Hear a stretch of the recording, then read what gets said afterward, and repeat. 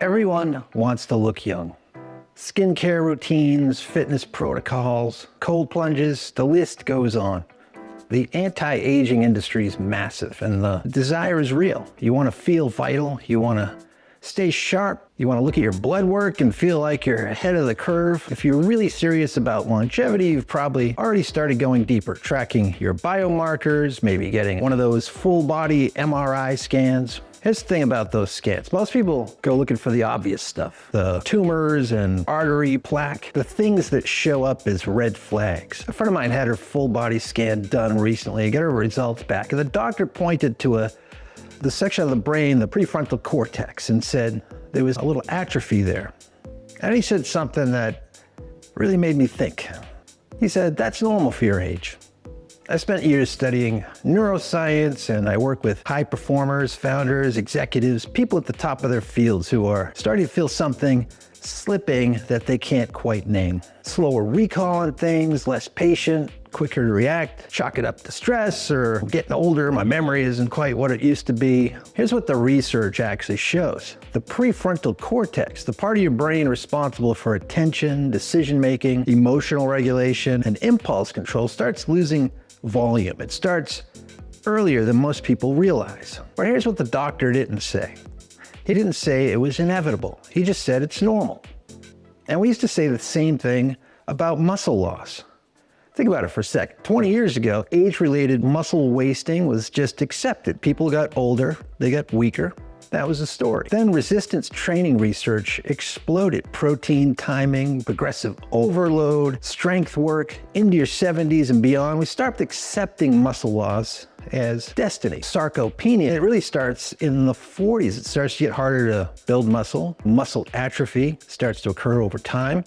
The fact is, through lifestyle interventions, we can curtail that. The brain isn't different. There's now a lot of research and evidence showing that specific practices can measurably change the structure and function of your prefrontal cortex. Not metaphorically, but structurally on a scan. Here's what I want to walk you through today. 3 things. First, what's actually happening to your brain as you age and why it matters more than most people understand. Second, the biological mechanisms that makes reversal possible. And third, what the research actually supports and how to use it. Stay with me to the end, because the third part is where most people get it wrong. So your prefrontal cortex, it sits, right behind your forehead. It's the most evolved part of the brain, the part of the brain that separates you from a purely reactive animal. It handles attention, it handles planning, handles a gap between impulse and action. It's what lets you think clearly under pressure. And as it starts to change, cortical thickness reduces. Connectivity between the brain regions slows, executive function begins to decline. Here's what most people do not realize, though. A significant portion of that decline is not just aging, it's stress. Elevated cortisol levels over years of chronic low-grade stress that most high performers just live inside of shifts your brain's operating center. It moves resources away from the prefrontal cortex and towards the amygdala, your threat detector, your survival circuitry. Your brain isn't just aging. For many people, it's been running in survival mode for so long that the executive systems have been slowly starved. That's actually good news because survival mode is reversible. Here's where the neuroscience gets genuinely interesting. For most of the 20th century, scientists thought the adult brain was essentially fixed. You had what you had. Then brain imaging really changed everything.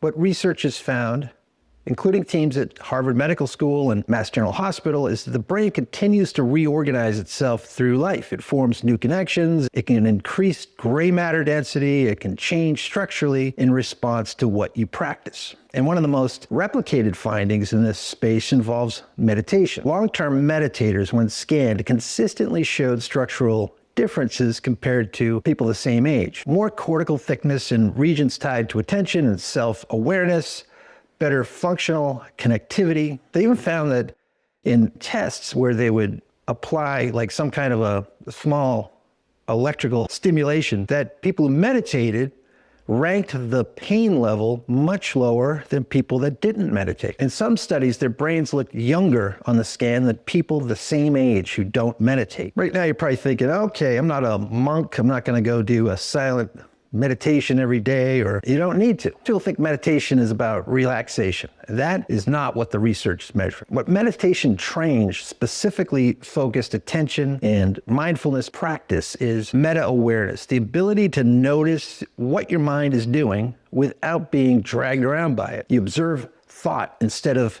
becoming the thought, instead of reacting to it. You notice sensations in your body that correspond to thought, and you're able to come back. It's kind of like doing reps, like doing a workout. You're strengthening that ability to focus with intention. That process recruits your prefrontal regulatory systems heavily.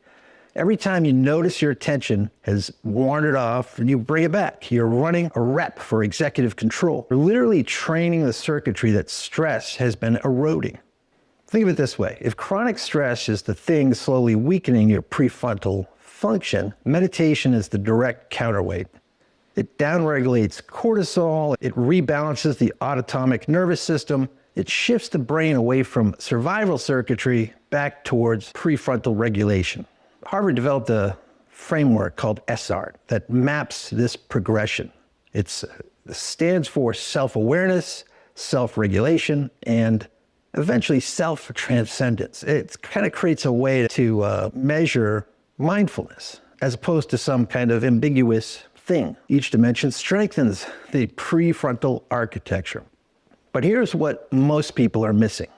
Meditation alone is probably not going to completely reverse decades of cortical change, but the research really supports a combination. Aerobic exercise may be the single most powerful intervention for prefrontal health in older adults. It increases BDNF, it's the brain-derived neurotrophic factor, which is essentially the fertilizer for new neural connections.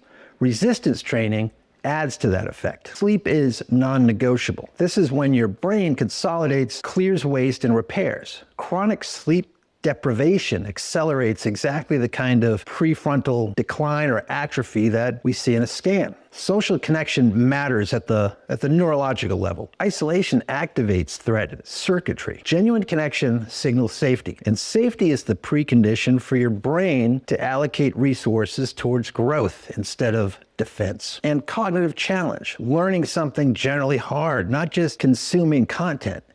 It keeps the prefrontal cortex firing and adapting. Meditation sits inside of that stack, not the whole answer, as a critical piece of the system that combined produces measurable results.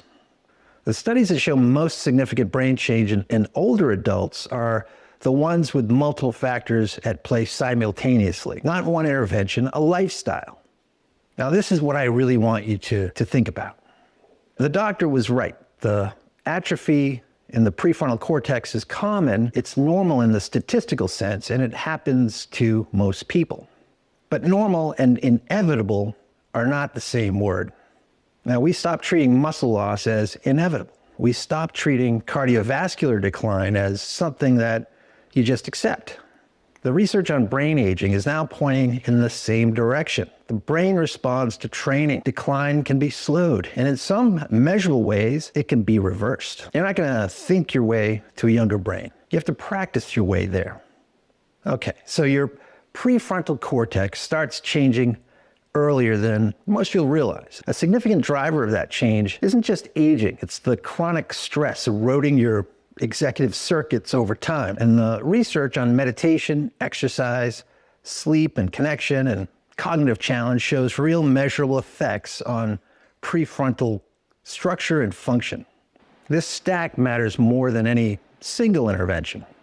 You can do the full body scan, get your brain checked out, see where you stand, or you can take my life quality score to see where you are right now. You'll find the link below. Love to hear your thoughts in the comments, like and subscribe. Most of all, I hope to see you in the next video. Remember, you're a gift. Stay present.